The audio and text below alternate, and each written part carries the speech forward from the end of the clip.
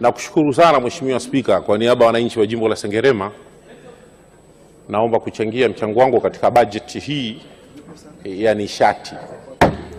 Mheshimiwa Spika, kazi ya uspika ni kazi ngumu sana.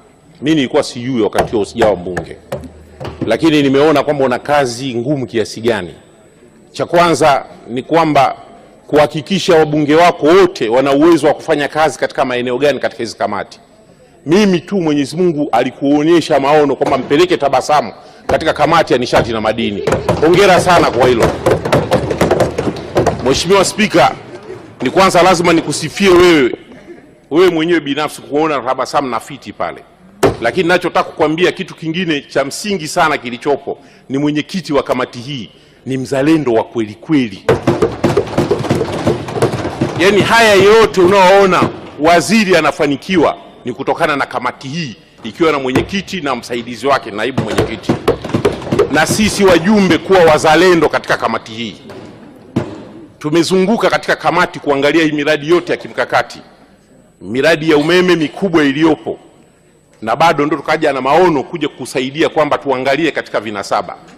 Mheshimiwa Spika, sheria ya mafuta na gesi ya mwaka 2015 nyinyi mmeipitisha bungeni hapa, mnajua inazungumzia nini kuhusiana na swala la usalama mafuta, kama ni usalama wa nchi, usalama wa taifa.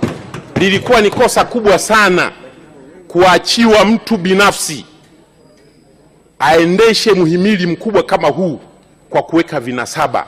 Hili lilikuwa ni kosa, tusilirudie tena katika nchi hii. Naomba Hansard iweke hiyo.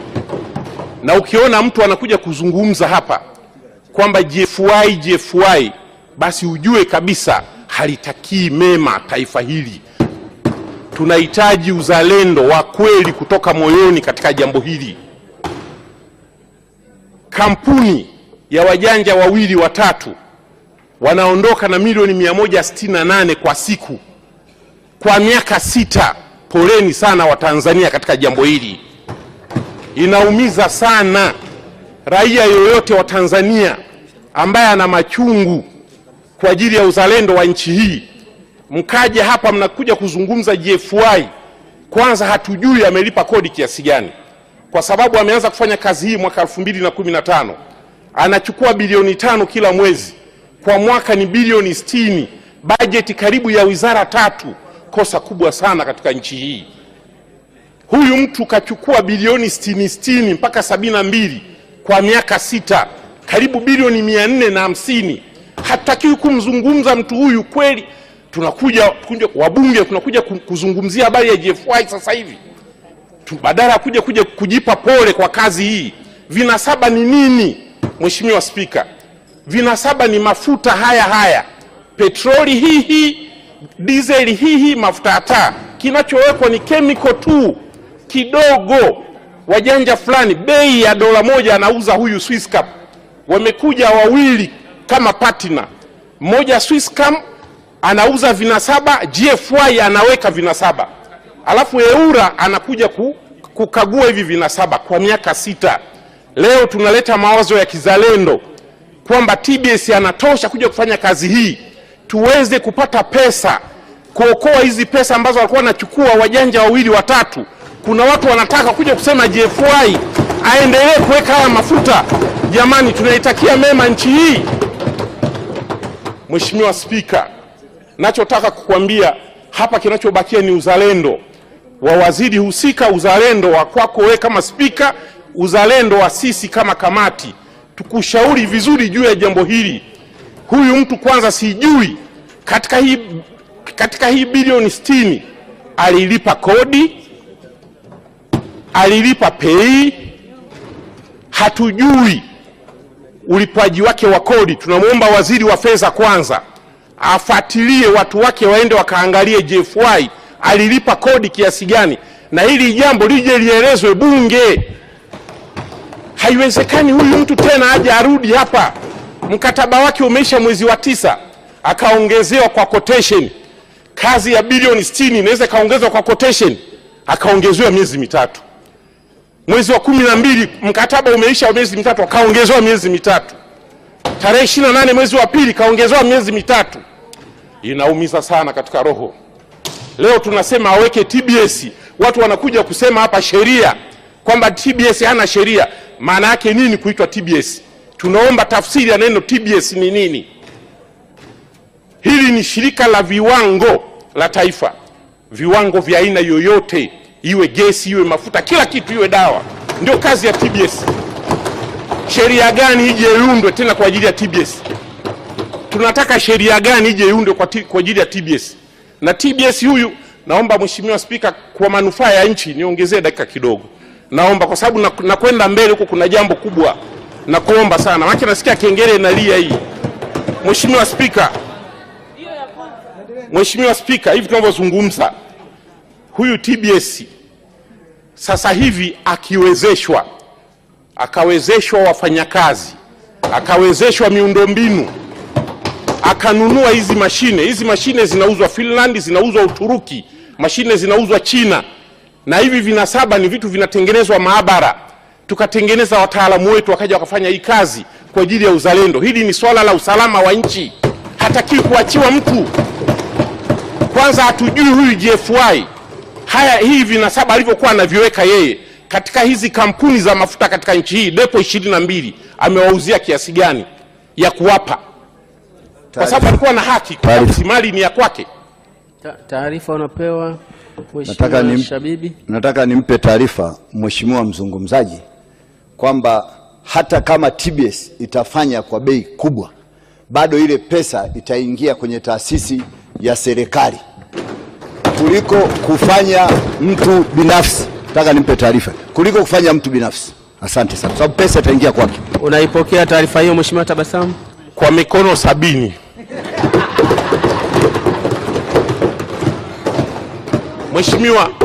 Mheshimiwa Spika, ni kwamba hivi vinasaba Swisscom alikuwa anamuuzia GFY kwa $7 kwa cubic tani, lakini sasa hivi baada ya kuonekana GFY kakosa kazi, Swisscom anamuuzia vinasaba TBS kwa $3.5. Na mimi Mheshimiwa Spika, kwa ajili ya uzalendo nimekwenda kumfuata mkurugenzi wa TBS DG, nikamwambia hata hiyo bei bado umewapa kubwa, agiza we mwenyewe Finland, Uturuki, utapata kwa $0.8 kwa cubic tani. Haya maneno ya huu wizi ukome katika nchi hii. Nachotaka kuambieni, mimi kama Tabasamu nimetishio kuuawa kwa ajili ya hawa watu wa GFY. Kuleta habari hizi tu hapa bungeni nikatishio kuuawa. Nimemwambia Mheshimiwa Spika, na kesi hii Mheshimiwa Spika iko hapo kwa RPC Dodoma, na hatujapata majibu. Walionipigia simu na namba zao ziko pale kwa ajili ya kunitisha. Kazi hiyo imefanyiwa wapi? Naomba Mheshimiwa Spika, na hili na wenyewe unisaidie kunilinda kwa ajili ya uzalendo. Nimeleta jambo hili kwa sababu tunatafuta pesa za barabara za TARURA.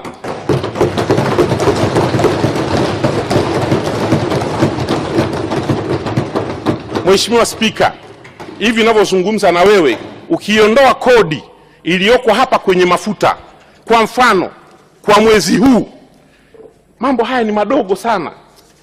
Kwa mwezi huu tu peke yake kodi ya petroli ilikuwa ni shilingi 792. Kodi ya diesel ilikuwa ni shilingi 600 kama sikosei hapa, 600 kwa lita, 666. Kodi ya mafuta taa ilikuwa ni shilingi 600 kama na 15.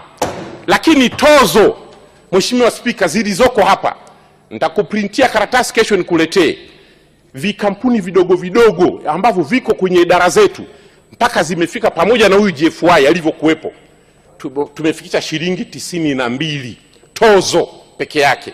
Ukichukua kodi ya shilingi 790, Mheshimiwa Waziri wa Fedha nisikilize huko hapa, hii ndio inayoingia hazina.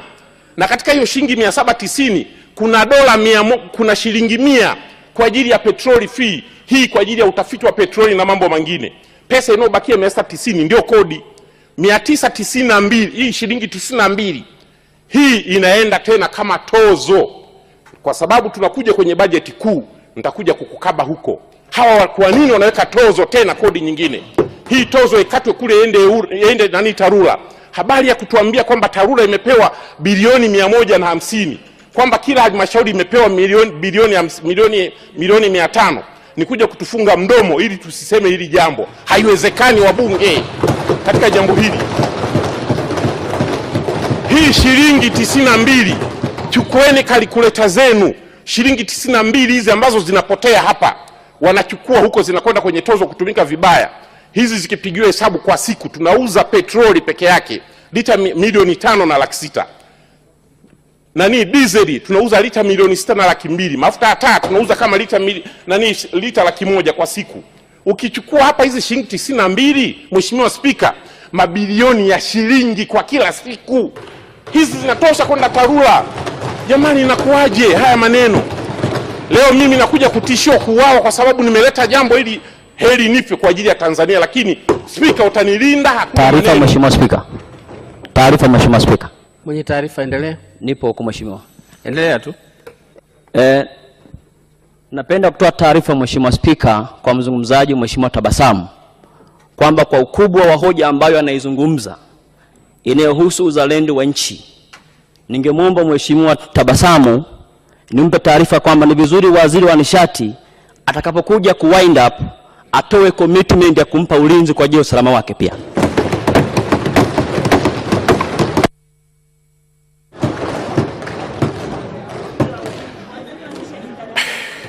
Bahati mbaya hahusiki sana na masuala ya usalama. Endelea kuchangia Mheshimiwa Tabasamu, serikali imesikia. Mheshimiwa Spika, mimi naendelea kukushukuru Mheshimiwa Spika. Nachotaka kukuambia Mheshimiwa Spika, hapa tuna mambo mengi sana kuhusiana na hili swala la vinasaba. Hivi vinasaba Mheshimiwa Spika, inaweza ikaandaliwa bajeti tu ya kununua vinasaba vya mwaka mzima, ambavyo vinasaba hivi haviwezi kuzidi bilioni 10 au bilioni 15. Huyu TBS akaendelea kuweka, na ile hela ambayo ilikuwa inakwenda TBS inakwenda GFY, yote iletwe wapi? Iletwe TARURA. Haya maneno gani haya? Kwa sababu lile ni shirika la umma. Lile ni shirika la umma, linawajibika kufanya kazi ya umma. Hizi pesa tuziokoe ziende huko. Lakini jingine Mheshimiwa Spika, hivi ninavyozungumza na wewe, naomba tu nitoe ushauri wangu mdogo sana kuhusiana na hili swala la umeme. Hili swala la umeme Mheshimiwa Spika, kwa mfano sasa hivi tunapata shida sisi ya kusambaza umeme vijijini. Nguzo zipo. Haya, utengenezaji wa nguzo Mheshimiwa Spika, TANESCO sasa ifikie mahala inunue mashine yake ya kokoto, inunue mashine ya kutengeneza nguzo, iwe na mashine yake itengeneze nguzo, migogoro hii ishe. Lakini swala hili la kufanya kazi hizi kwa kutumia makandarasi, tunashukuru Mungu tumeenda kwa kasi. Vifaa vingine vinatakiwa viwe vyetu. Na kushukuru Mheshimiwa Waziri wa Nishati kwa uzalendo wako. Endelea kuwa hivyo hivyo mzalendo. Naibu Waziri endelea kuwa mzalendo. Katibu Mkuu endelea kuwa mzalendo. Simamieni hii hali ya mafuta. Mheshimiwa Waziri Mkuu, tunakuomba utunge mkono katika hili swala. Sisi kamati ya nishati na madini, kwa kazi nzuri tulioifanya kuishauri serikali kuwaondoa GFY, tupigiwe makofi ndani ya hili bunge. Lakini habari hii hapana. Asante sana. Naomba kuunga mkono hoja Mheshimiwa Spika. Asante sana Mheshimiwa Spika. Asante sana kwa mchango wako mzuri. Na ndio maana mpaka sasa kwa kweli tuko pamoja. Tunawapongeza sana kamati na wote ambao mmechangia. Tulichokuwa tunasema kwa yale ambayo tunayasikia sisi sasa na kuwaeleweni wenzetu. Wanasema njia ya kwenda mbinguni kwenda jehanamu. Njia ya kwenda jehanamu imejaa nia njema. Au kinyume chake? Basi iwe itakavyokuwa, lakini ni kwamba kuna ile, kwa nini umefanya ile, shetani tu bwana na kadhalika. Kwa nini nasema hivyo? Yaani kwa maana ya kwamba leo hii tunaisifu kamati, tunamsifu Kalemani kwamba amepeleka TBS. Mwakani Kalemani huyu anaweza kaja kivingine. Au mwaka kesho kutwa yeye sio waziri, akaja waziri mwingine akatumia mamlaka haya akahamisha hapa akapeleka mahali pengine. Ndio maana tunasema kwa vile sisi ni wabunge, kwa kuwa tunakubaliana jambo hili ni zuri, tuikanabe ije sheria. Tuseme TBS